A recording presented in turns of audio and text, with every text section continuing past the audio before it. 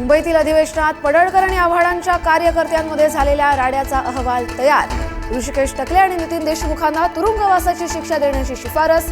विधिमंडळ शिस्तभंग समितीकडून शिफारस। मनसेच्या संदीप देशपांडेंकडून भ्रष्टाचाराचा आणखी एक व्हिडिओ पोस्ट। संपूर्ण पीडब्ल्यूडी विभाग अतिशय करप्ट, देशपांडेंचा हल्लाबोल।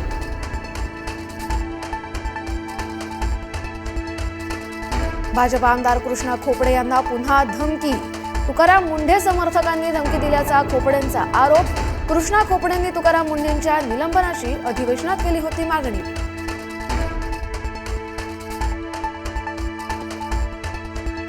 मुंढव्यातील जमिनीवर अजित पवारांचा 2018 पासूनच डोळा। सामाजिक कार्यकर्त्या अंजली धमानी यांचा आरोप। पार्थच्या नावावर जमीन करण्याचा प्रयत्न केल्याचाही दावा।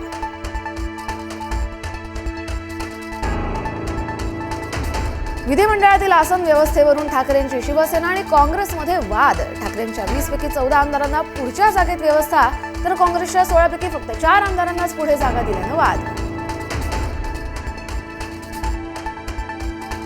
विरोधी पक्षनेतेपदावरून ठाकरेंच्या शिवसेनेत अस्वस्थता असल्याची माहिती।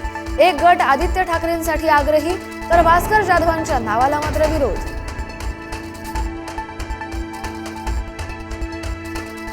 नागपुरातील बिबट्याला जेरबंद करण्यात अखेर यश। 2 तासांनंतर बिबट्या वन विभागाच्या जाळ्यात। बिबट्याच्या हल्ल्यात 5 ते 6 जण जखमी।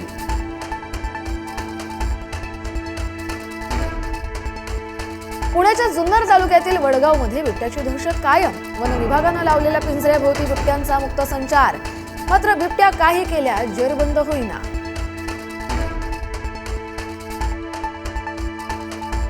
नाशिकमध्ये आईनंच पैशांसाठी पोटच्या मुलांची विक्री केल्याचा संशय, तर संगोपनासाठी पैसे नसल्यानं 12 पैकी 3 मुलांना दत्तक दिल्याचा आईचा दावा, तर पोलिसांनी घेतला 3ही मुलांचा ताबा।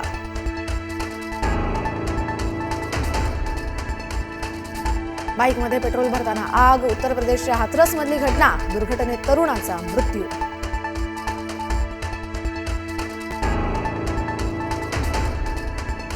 नाशकात तरुणाच्या त्रासाला कंटाळून विवाहितेची आत्महत्या। मालेगावच्या रमजानपुरा भागातली घटना।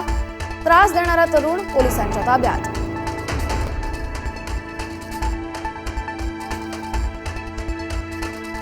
नाताळच्या सुट्टीनिमित्त पंढरपुरात विठ्ठलाची पाद्यपूजा बंद। सुट्टीच्या कालावधीत भक्तांना सुलभ दर्शन व्हावं यासाठी मंदिर समितीचा निर्णय। 21 ते 31 डिसेंबर या काळात पाद्यपूजा बंद राहणार।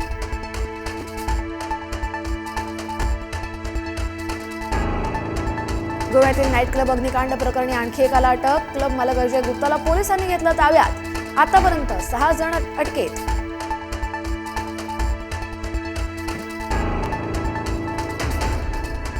पंजाब नॅशनल बँक घोटाळ्यातील मुख्य आरोपी हिरे व्यापारी मेहुल चोक्सीला मोठा धक्का।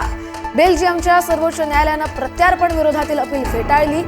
कोर्टाच्या निर्णयामुळे चोक्सीच्या भारत प्रत्यार्पणातील महत्त्वाचा अडथळा दूर।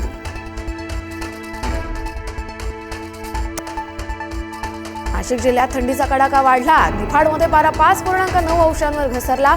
वाढत्या थंडीमुळे नद्या, ओढे आणि धरणाच्या पाण्यावर धुक्याची चादर।